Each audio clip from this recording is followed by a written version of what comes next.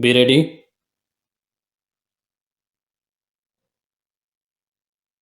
Start.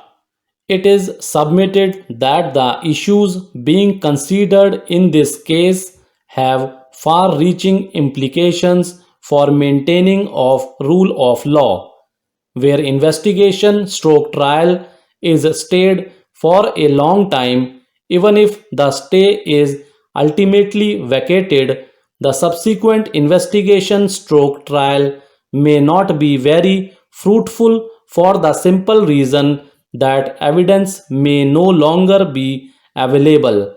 Witnesses may not be able to recall the events properly, and some may have moved away or even died. Even the parties to the litigation may not survive. Unduly long delay has the effect of bringing about blatant violation of the rule of law and adverse impact on the common man's access to justice. A person's access to justice is a guaranteed fundamental right under the Constitution and particularly Article 21. Denial of this right undermines public confidence in the justice delivery system and incentivizes people to look for shortcuts and other fora where they feel that justice will be done quicker. In the long run, this also weakens the justice delivery system and poses a threat to rule of law. It may not be out of place to highlight that access to justice must not be understood in a purely quantitative dimension. Access to justice is an egalitarian democracy must be understood to mean qualitative access to justice as well.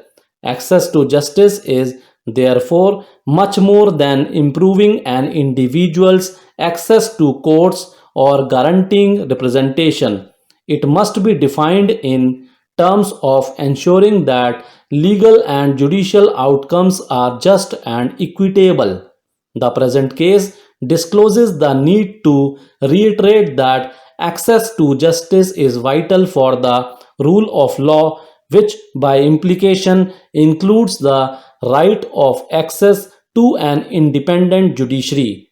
It is submitted that the stay of investigation or trial for significant periods of time runs counter to the principle of rule of law, wherein the rights and aspirations of citizens are intertwined with expeditious conclusion of matters.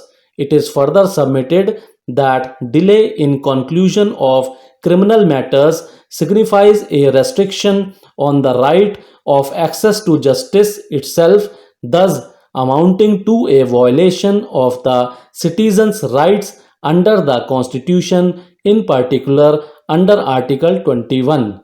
It was observed that one reason for delay in the lower courts is the disposition of judges to wait an undue length of time in the writing of their opinions or judgments.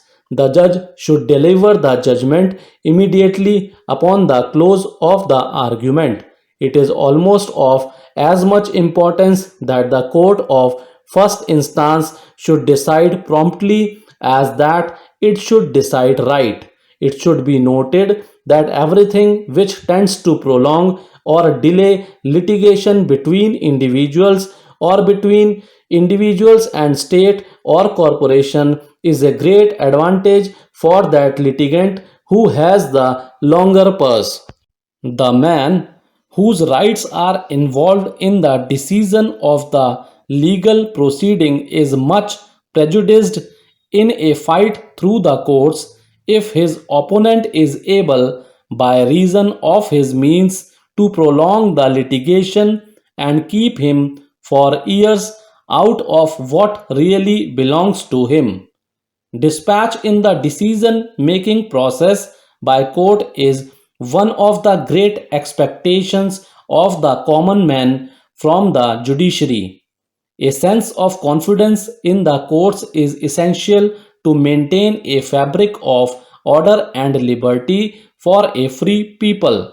delay in disposal of cases would destroy that confidence and do incalculable damage to the society, that people would come to believe that inefficiency and delay will drain even a just judgment of its value, that people who had long been exploited in the small transactions of daily life come to believe that courts cannot vindicate their legal rights against fraud and overreaching, that people would come to believe that the law, in the larger sense, cannot fulfill its primary function to protect them and their families in their homes, at their workplace, and on the public streets. Merely widening the access to justice is not enough to secure redress to the weaker sections of the community. Post independence, it was evident that litigation in India was getting costlier and there was agonizing delay in the process. After the adoption of the constitution and creation of a welfare state, the urgency of some structural changes in the justice delivery system was obviously a major requirement. Insofar as a person is unable to obtain access to a court of law for having his wrongs redressed, justice becomes unequal and laws which are meant for his protection fail in their purpose. It has different stages. At the first stage, justice was equated with dispute settlement. At the second stage, justice was equated with maintenance of harmony and order. In the third stage, justice was equated with individual freedom. Thank you.